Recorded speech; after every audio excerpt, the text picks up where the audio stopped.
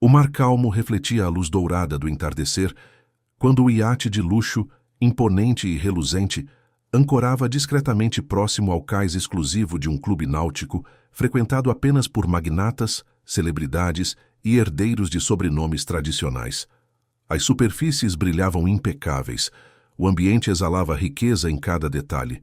Tapetes persas nos corredores, cristais cintilando sob lustres de cristal importado, garçons trajados em uniformes alvos e impecáveis circulando com bandejas prateadas. Mas naquele mesmo cenário onde abundava a ostentação, faltava a essência mais simples e valiosa: humanidade. Foi nesse contexto que uma mulher de cabelos claros, presos de forma despretensiosa, vestindo roupas simples que em nada se comparavam às joias e tecidos de alta costura ao redor, aproximou-se do iate. Seus passos eram firmes, mas discretos, como se não buscasse chamar atenção. Na verdade, parecia até deslocada naquele espaço. Ninguém a reconheceu de imediato. Para os olhares apressados e carregados de julgamento dos funcionários do iate, aquela senhora não passava de uma curiosa inconveniente, alguém que, por equívoco, teria ultrapassado os limites de um espaço reservado aos que ostentavam títulos e fortunas. Era Ana Maria Braga. A recepção foi fria. 2 seguranças corpulentos, de braços cruzados e olhares altivos, bloquearam sua passagem antes mesmo que ela pudesse dar bom dia. Um deles, sem disfarçar o desprezo, ergueu o queixo e disse em tom ríspido: "A senhora não pode entrar aqui. Esse é um evento fechado. Convites foram enviados apenas a pessoas de alto perfil. Por favor, se retire." Ao redor, alguns convidados aguardavam para embarcar, observando a cena com certo deleite. Não havia empatia nos olhares, apenas curiosidade mesclada a um julgamento silencioso que reduzia aquela mulher à aparência de simplicidade que destoava do luxo excessivo. Ana não se exaltou, apenas respirou fundo, manteve o olhar sereno e respondeu em voz calma: "Estou no lugar certo. Vim porque fui chamada." Os seguranças riram de imediato. Um deles até lançou um comentário carregado de sarcasmo: "Claro, claro, e eu sou o dono deste iate." Gargalhadas ecoaram não apenas dos funcionários, mas também de convidados que acharam graça na cena. Para eles, aquela senhora só podia estar perdida ou tentando forçar sua entrada em um ambiente que não lhe pertencia. A frieza e a arrogância continuaram. Um gerente de bordo, homem jovem, elegante, acostumado a lidar com ricos e famosos, aproximou-se para resolver o problema. Ele a mediu de cima a baixo, demorando o olhar em seus sapatos simples, e concluiu em tom cortante: "A senhora, por favor, não insista. Vou pedir que a segurança a conduza até a saída do clube náutico. Esse ambiente não é para qualquer pessoa." O silêncio da protagonista diante das palavras carregadas de desprezo era quase incômodo. Mas ela não reagia. Apenas observava cada gesto, cada palavra, como quem sabia que o tempo revelaria mais do que qualquer justificativa poderia. A tensão aumentou quando um dos seguranças, impaciente, decidiu passar dos limites. Ele pegou algemas que carregava na cintura e, sem qualquer cuidado, aproximou-se de Ana Maria. "Se não sair por bem, sairá por mal. Temos protocolos claros."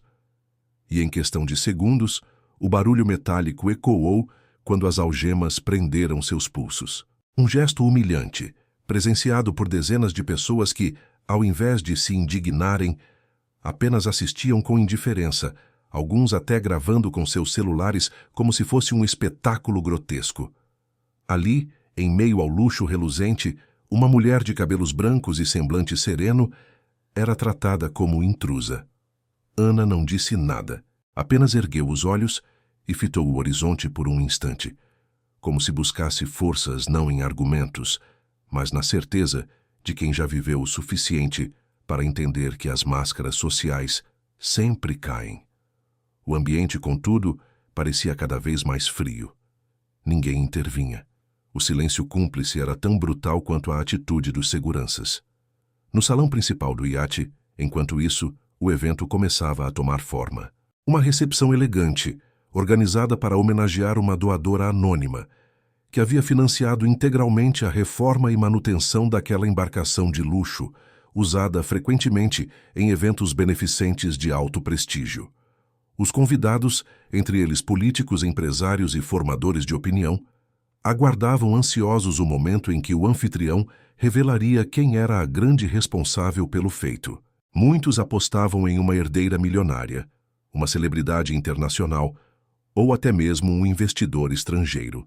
Do lado de fora, Ana Maria Braga permanecia algemada, como se fosse uma criminosa. Os comentários dos que passavam não poupavam ironia. Será que tentou se infiltrar para conseguir comida de graça?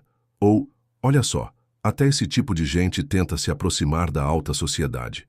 Ninguém imaginava que a mulher humilhada ali era justamente a homenageada daquela noite. A doadora que tinha financiado não apenas aquele iate, mas inúmeros projetos sociais em benefício de comunidades carentes, hospitais e centros de pesquisa. Era ela quem sustentava silenciosamente parte das iniciativas que aqueles mesmos convidados aplaudiam sem saber a quem agradecer. Minutos depois, um funcionário mais velho encarregado da manutenção passou pelo cais e reconheceu de imediato aquela figura. Seus olhos se arregalaram em choque e indignação. Aproximando-se rapidamente, murmurou: "Parem com isso. Vocês sabem o que estão fazendo? Essa é a senhora Ana Maria Braga." O silêncio que se seguiu foi quase físico, pesado, como se o ar tivesse sido cortado. Os seguranças hesitaram, rindo nervosos, achando que era apenas uma confusão. Mas o homem continuou, agora mais firme. "Ela é a convidada de honra desta noite. É por causa dela que esse iate está aqui. São as doações dela que vocês todos aplaudem sem conhecer." As expressões dos presentes mudaram rapidamente. O gerente, antes tão altivo, empalideceu. Os seguranças, agora desconfortáveis, recuaram apressados, tentando remover as algemas, mas seus movimentos eram atrapalhados, quase desesperados. Um silêncio constrangedor tomou conta de todos os convidados que assistiam à cena. Muitos desviaram o olhar, incapazes de encarar a verdade que se revelava diante deles. Em poucos minutos, toda a arrogância desmoronava. Ana, ainda algemada, manteve-se calma. Não havia ódio em seu semblante, tampouco desejo de vingança. Quando, enfim, retiraram as algemas, ela apenas esfregou os pulsos discretamente e olhou ao redor. Sua voz, quando se manifestou, era serena, mas firme o suficiente para cortar o silêncio. Ninguém deve ser julgado pela aparência. Não é o uniforme, o vestido ou o sobrenome que definem o valor de uma pessoa. É o caráter, é a forma como olhamos e tratamos o outro. Aquelas palavras ecoaram mais fortes do que qualquer grito. Os convidados, antes tão seguros de sua posição social, agora estavam imóveis, presos à vergonha de terem participado, de forma ativa ou omissa, daquela humilhação. Era como se um espelho tivesse sido colocado diante deles, revelando não apenas seus rostos, mas também a dureza que habitava seus corações. O anfitrião do evento, um empresário influente, chegou às pressas, visivelmente constrangido.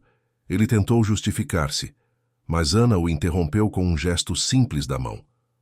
"Não se trata de mim", disse ela, "mas de qualquer pessoa que porventura chegasse até aqui. Quantas outras não teriam sido tratadas do mesmo modo?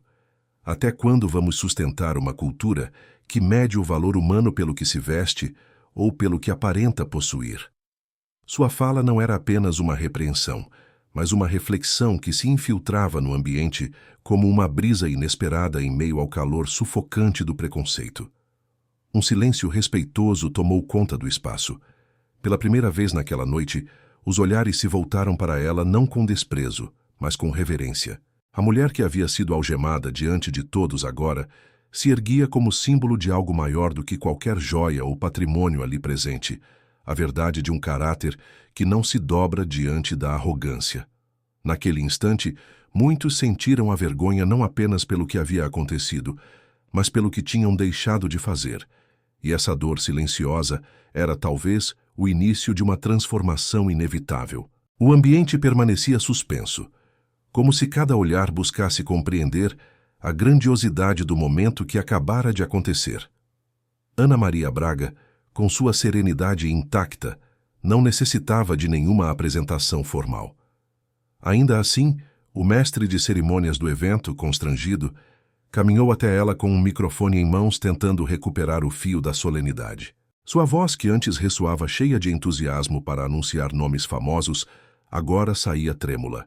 Senhoras e senhores, peço desculpas pelo ocorrido. É uma honra apresentar a verdadeira razão de estarmos aqui hoje, a senhora Ana Maria Braga, cuja generosidade tornou possível não apenas este evento, mas inúmeros projetos que transformam vidas.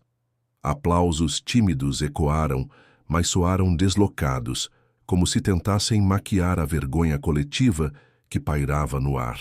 Sana, no entanto, não sorriu, não agradeceu nem buscou reconhecimento. Em vez disso, caminhou lentamente até o palco principal, com passos firmes que ecoavam mais forte que qualquer manifestação superficial. O salão luxuoso parecia ter perdido o brilho. Os lustres cintilavam como sempre.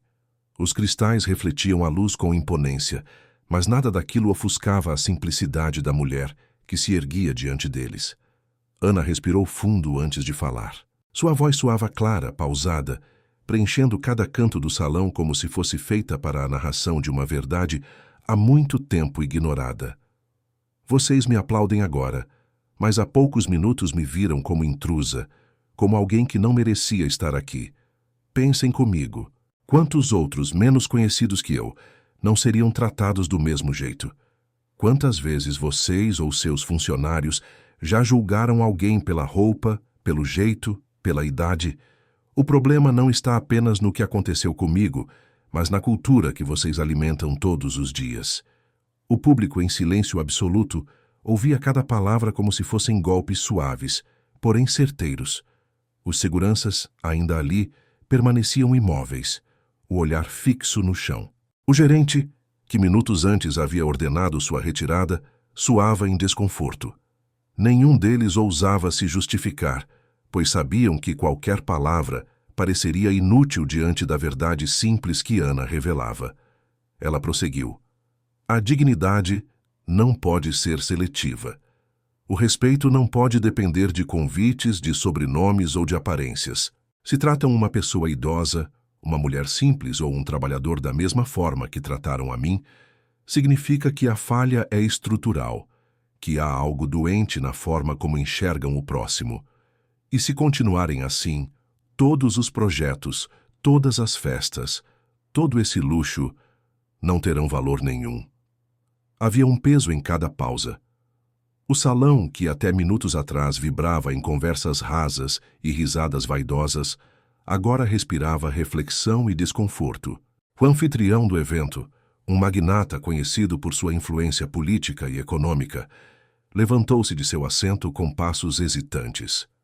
Ele tentou recuperar o controle da situação, mas sua voz saía fragilizada. Ana, digo, senhora Ana Maria, está absolutamente certa. Nós falhamos. Falhamos como instituição, como exemplo para os que nos seguem. E quero, aqui diante de todos, comprometer-me a rever nossas práticas. Precisamos de mudanças concretas. Um murmúrio percorreu os presentes. Alguns assentiram com a cabeça, outros mantinham o olhar baixo, incapazes de encarar o peso de suas próprias atitudes. O magnata continuou. A partir de hoje, revisaremos nossos protocolos de atendimento. Vamos implementar treinamentos sobre empatia e respeito, criar canais para denúncias de maus tratos e garantir que cada pessoa que se aproxime desta instituição seja tratada com a dignidade que merece. As palavras, embora necessárias, soavam frágeis diante da profundidade do que havia acontecido. Ana Maria Braga, porém, não buscava promessas, mas verdades. Ela apenas assentiu levemente, como quem reconhece a importância do compromisso, mas sabia que o real teste viria no cotidiano, nos gestos mais simples e invisíveis. Enquanto a solenidade tentava retomar seu curso, Ana desviou o olhar para um canto do salão. Sentada sozinha em uma cadeira discreta, uma funcionária jovem encarregada de servir bebidas, observava a cena com olhos marejados. Ela havia presenciado toda a humilhação desde o início, mas não tinha tido coragem de intervir. Agora, contudo, seus olhos revelavam algo diferente, uma mistura de esperança e inspiração. Ana caminhou até ela, pegou sua mão com delicadeza e disse em voz baixa, mas audível para quem estivesse por perto. Você também merece respeito. Nunca se esqueça disso. A funcionária sorriu timidamente, e aquela cena pequena e íntima trouxe mais impacto do que todos os discursos formais. Era a prova viva de que transformação não acontece nos palcos iluminados, mas nos gestos humanos que tocam diretamente o coração de quem mais precisa. A noite seguiu, mas já não era a mesma. Os convidados, antes eufóricos com a grandiosidade da festa, agora caminhavam em silêncio, refletindo sobre suas próprias atitudes. Muitos se aproximaram de Ana, tentando se justificar, pedindo desculpas ou agradecendo. Ela ouvia a todos com paciência, mas não buscava nem absolver nem condenar. Apenas reforçava com seu olhar sereno a mensagem de que a mudança não depende de palavras, mas de ações. Enquanto isso, os seguranças que a haviam algemado permaneceram à parte, como sombras constrangidas. Um deles finalmente tomou coragem e aproximou-se. Sua voz saía embargada. Senhora, eu errei. Fui treinado para agir sem questionar, mas isso não justifica a falta de respeito. Peço desculpas. Espero que me perdoe. Ana fitou o homem nos olhos e respondeu novamente com calma. O erro não está apenas em você. Está na forma como ensinaram você a olhar para os outros. Não é com punição que se transforma alguém, mas com consciência. O importante é que não repita, que nunca mais olhe para alguém achando que vale menos do que você. O segurança assentiu, com lágrimas contidas. Era um gesto que, por si só, representava um início de mudança. A vergonha podia ser o primeiro passo para a consciência, e a consciência para a transformação. Quando o relógio marcou a meia-noite, o evento ainda seguia, mas já sem o mesmo brilho superficial.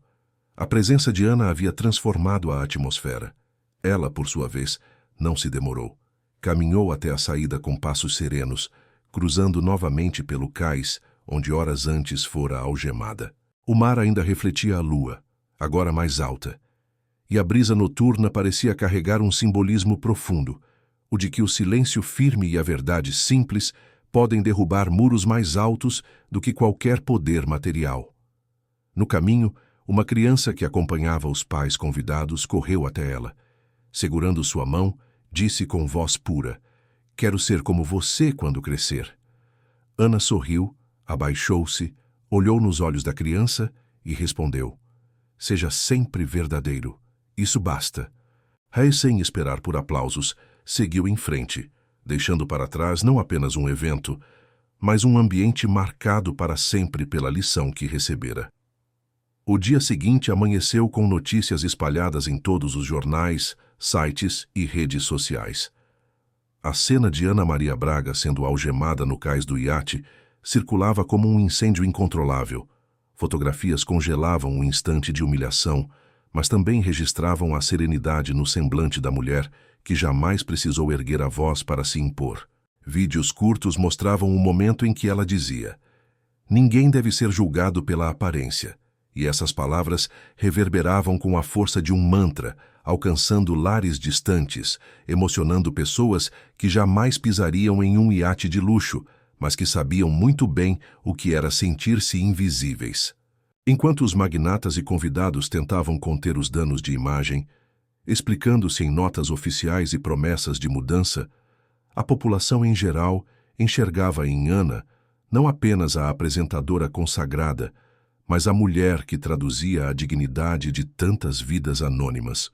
Nos bares, nas padarias e nos transportes públicos comentava-se: "Ela disse o que todos nós sentimos."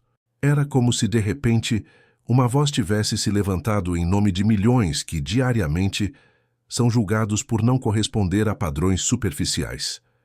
No clube náutico, a repercussão foi devastadora. Funcionários que sempre agiram com frieza passaram a ser questionados. O gerente altivo, que a havia medido com desprezo, foi afastado de suas funções, mas Ana não celebrou sua queda. Ao contrário, em uma entrevista breve, disse: "Não desejo que ninguém perca seu trabalho. Desejo que aprendam. O erro foi de uma cultura que ensina a excluir." Essas palavras, mais uma vez, revelavam que sua grandeza não residia em punir, mas em transformar. As consequências se espalhavam como ondas. Outras instituições começaram a rever seus protocolos de atendimento. Hospitais, restaurantes, hotéis e até repartições públicas decidiram adotar treinamentos de empatia inspirados na repercussão do caso. Era como se uma chama de consciência tivesse sido acesa. E tudo começou com a calma de uma mulher que, algemada, não precisou de gritos para ensinar. Mas Ana não se deixou levar pela euforia midiática.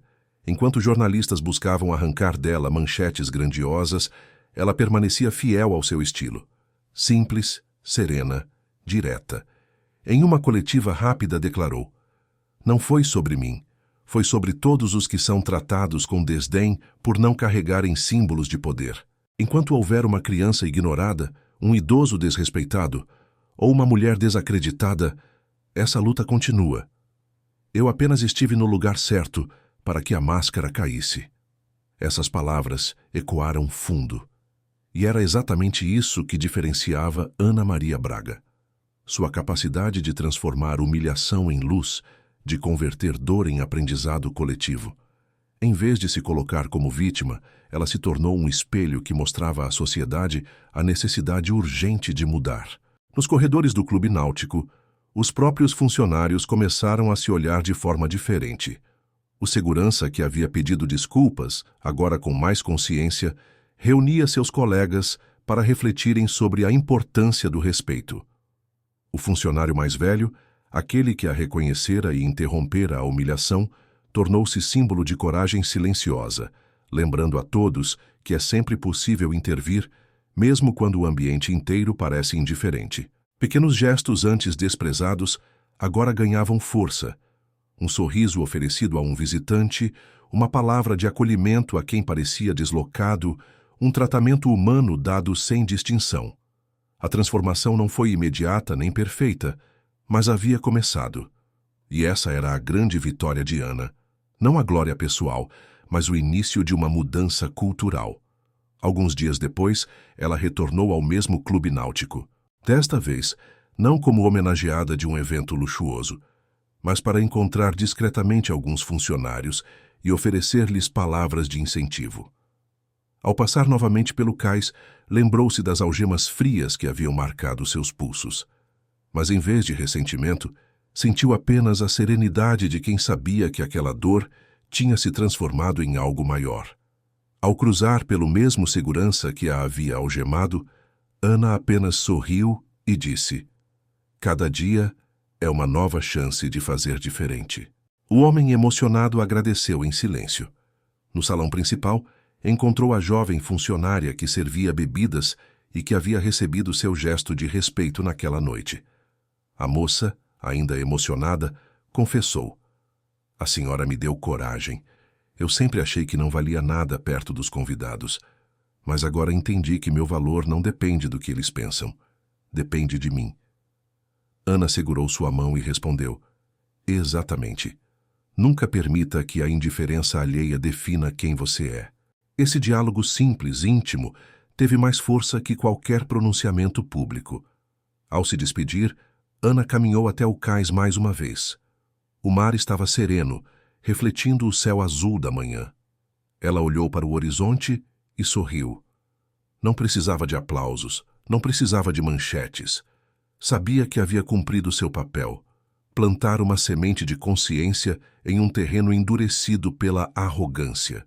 E, como toda semente, ela germinaria no tempo certo silenciosamente, transformando paisagens sem precisar de anúncios grandiosos. Ao sair do clube, uma senhora humilde que trabalhava como faxineira a esperava na porta. Com olhos marejados, disse apenas: "Obrigada. A senhora falou por todas nós." Ana abraçou aquela mulher com firmeza, como quem reconhece o valor real de uma vida invisibilizada. Nesse abraço não havia plateia, não havia câmeras, mas havia a essência da transformação. O encontro humano, a dignidade compartilhada. E assim, sem holofotes, sem a necessidade de espetáculo, Ana Maria Braga deixou aquele espaço como entrou. Discreta, simples, mas carregando em si a força de quem não precisa provar nada a ninguém. Atrás dela, permaneciam ecos de vergonha, promessas de mudança e, sobretudo, a esperança de que a sociedade pudesse aprender, de uma vez por todas, que a verdadeira grandeza não se mede em ouro ou títulos, mas no respeito que se oferece a cada pessoa.